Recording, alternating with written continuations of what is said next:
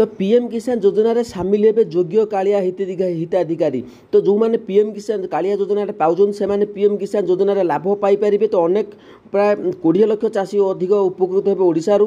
तो कौन रही केमिति उपकृत हेबे कौन करबा पड़िबो संपूर्ण अपडेट आपण माने वीडियो जानि परिबे। तो वीडियोटी कंटिन्यू देखंतु। नुआ चैनल को नुआ आसने चैनल को सब्सक्राइब करूँ। वीडियो भल लगे आपण मैंने कमेंट आपण मानकर मतामत दिखाते। तेज चलते आरंभ करवा कौन रही संपूर्ण अपडेट।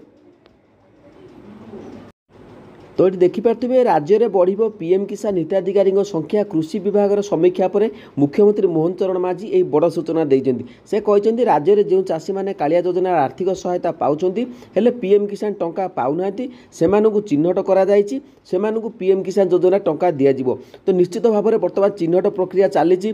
तो आपण मैंने भावुवे आम तो किसी तो आप्लाय करूँ। देखूँ आपण मैंने जो मैंने कालिया योजना अच्छी जो मैंने फार्मर रेजिस्ट्रेशन कर तो से निश्चित भाव जो पीएम किसान योजना रे सामिल हेबे।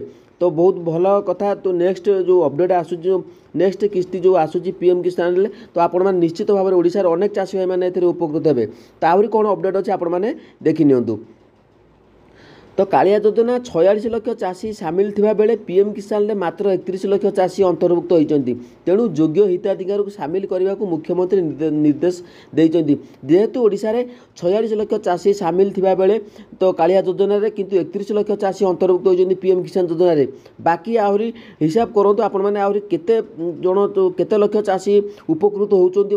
प्राय 20 लाख रु अधिक चाषी उपकृत हेबे पीएम किसान योजना रे। तार तो ये देखिपे बर्तमान कृषि भवन में मीटिंग चलता। तो कृषि भवन मीटिंग रे बर्तमान चली।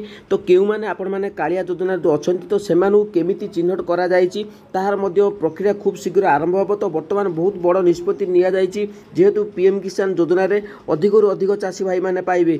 कालिया योजना जो माने पाउथिले तो कालिया योजना से माने पीएम किसान योजना रो बेनिफिट पाइबे। प्राय तो 20 लाख चाषी भाई माने निश्चित भाव में पीएम किसान योजना रे बेनिफिट पाइबे। तो केमिति पाइबे जदि आपण माने नुआ अप्लाई करना तेबे करबा को जाउछन तेबे शीघ्र कमेंट करन। जो मानकर असुविधा अछि तो सेमान कमेंट करंतु। निश्चित भाव में आगामी जो वीडियोटी मु आनिबी तो निश्चित भाव में आपण माने सब किछि डिटेल्स बुझी परिबे। जदि बुझी पारले आज आपण माने कमेंट रे मतामत दियंतु। जय जगन्नाथ।